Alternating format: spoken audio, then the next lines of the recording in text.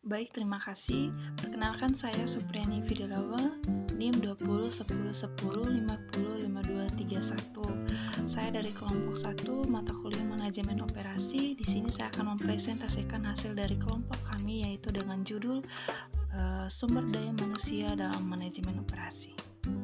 Langsung saja, di sini saya akan menjelaskan pengertian SDM dan manajemen SDM. Sumber daya manusia merujuk pada segala hal yang berkaitan dengan tenaga kerja atau karyawan yang ada di dalam suatu organisasi atau perusahaan.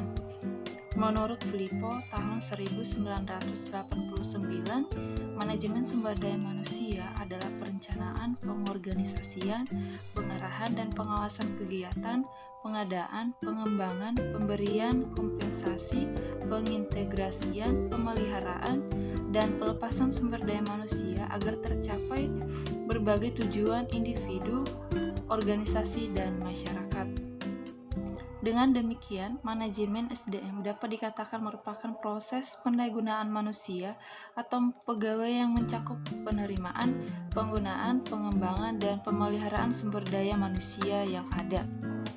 Selanjutnya, pengertian manajemen SDM strategis. Manajemen SDM strategis adalah pendekatan dalam pengelolaan sumber daya manusia yang menempatkan SDM sebagai faktor strategis yang penting dalam mencapai tujuan organisasi. Peran strategi sumber daya manusia dalam organisasi bisnis dapat dielaborasi dari segi teori sumber daya, yaitu sumber fungsi perusahaan adalah mengarahkan seluruh sumber daya atau kemampuan internal untuk menghadapi kepentingan pasar sebagai faktor eksternal utama. SDM yang dimaksudkan di atas adalah SDM strategis yang memberikan nilai tambah sebagai tolak ukur keberhasilan bisnis. Antara lain, yang pertama, kemampuan sumber daya manusia ini merupakan kompetitif dari perusahaan. Yang kedua, adanya sumber daya manusia yang ekspertis. Dan yang ketiga, kecenderungan global. Berikutnya ada beberapa tantangan bagi para manajer dalam keberhasilan perusahaan. Yang pertama, tenaga kerja yang kini cenderung tidak dapat diatur seperti tenaga kerja generasi yang lalu. Yang kedua, titik berat pekerjaan ini bergerak sangat cepat dari tenaga manual dan clerical ke knowledge worker. Yang ketiga, ada angkatan kerja dituntut memiliki pengetahuan baru yang sesuai dengan dinamika perubahan yang tengah berlangsung. Yang keempat, tenaga kerja di sektor jasa di negara maju dari tahun ke tahun semakin meningkat dan tenaga paruh waktu juga semakin meningkat. Dan yang kelima, pola yang berubah ini menuntut pengetahuan baru dan cara penanganan manajemen yang baru. Yang terakhir ada human capital, yaitu kini menjadi sangat penting dibandingkan dengan waktu-waktu lampau. Yang terakhir ada human capital, yaitu kini menjadi sangat penting dibandingkan dengan waktu-waktu lampau. Selanjutnya ada teori sumber daya manusia. Sekitar pertengahan abad ke-19 berkembang anggapan bahwa manusia kerja atau pekerja dianggap sebagai barang dagangan. Pekerja diperlakukan sebagai salah satu faktor produksi yang dapat diperjualbelikan untuk dijadikan alat produksi.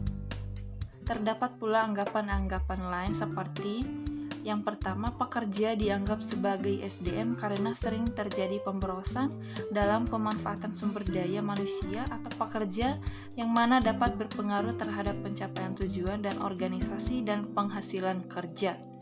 Yang kedua, pekerja dianggap sebagai mesin, di mana pengguna pekerja diusahakan sama seperti mesin dengan mengutamakan produktivitasnya tanpa memandang segi-segi kemanusiaan seperti pikiran, perasaan, dan tata nilai manusia lainnya. Dan yang ketiga, ada pekerjaan dianggap sebagai manusia, yaitu sebagai reaksi terhadap pandangan yang menganggap dan memperlakukan manusia kerja sebagai mesin atau alat yang tidak manusiawi. Dan akhirnya muncul pandangan cenderung terlalu manusiawi. Dan yang terakhir yaitu pekerja dianggap sebagai partner, sebagai kelanjutan konsepsi tentang pekerja yang harus dimanusiakan. Kemudian ada 4 atau yang terakhir, pekerja dianggap sebagai partner, yaitu sebagai kelanjutan konsepsi tentang pekerja yang harus dimanusiakan. Kemudian berkembang konsep partnership. Berikutnya ada peran SDM dalam organisasi dan produksi, yaitu ada dua. Yang pertama, sumber daya manusia merupakan aset organisasi perusahaan, dan yang kedua, eksistensi sumber daya manusia dalam kondisi lingkungan. Pertama, SDM sebagai aset organisasi perusahaan yang sangat vital karena keberadaannya dalam organisasi perusahaan atau organisasi tidak bisa digantikan oleh sumber daya lainnya. Dalam mencapai tujuannya, suatu organisasi memerlukan sumber daya manusia sebagai pengelola sistem. Agar sistem ini berjalan, dengan pengelolaannya harus memperhatikan beberapa aspek penting seperti pelatihan, pengembangan, motivasi, dan aspek-aspek lainnya. Hal ini akan menjadikan manajemen sumber daya manusia sebagai salah satu indikator penting pencapaian tujuan organisasi secara efektif dan efisien. Dan yang kedua, yaitu ada eksistensi sumber daya manusia dalam kondisi lingkungan yang terus berubah, tidak dapat dipungkiri. Oleh karena itu, dituntut kemampuan beradaptasi yang tinggi agar mereka tidak tergila oleh perubahan itu. Selanjutnya ada menurut Juju, tahun 2008 sumber daya manusia dalam organisasi harus senantiasa berorientasi terhadap visi, misi, tujuan, dan sasaran organisasi ketika berada di dalamnya. Untuk mencapai visi dan misi atau tujuan, manusia harus mempunyai nilai kompensasi. Berikutnya ada karakteristik kompetensi, yaitu yang pertama motif, yang kedua sifat atau ciri bawaan, yang ketiga konsep diri, yang keempat pengetahuan, dan yang terakhir yaitu keterampilan. Yang pertama, motif, yaitu hal-hal yang secara konsisten dipikirkan atau keinginan yang menyebabkan melakukan tindakan. Dan yang kedua yaitu sifat atau ciri bawaan, ciri fisik dan reaksi-reaksi yang bersifat konsisten terhadap situasi atau informasi.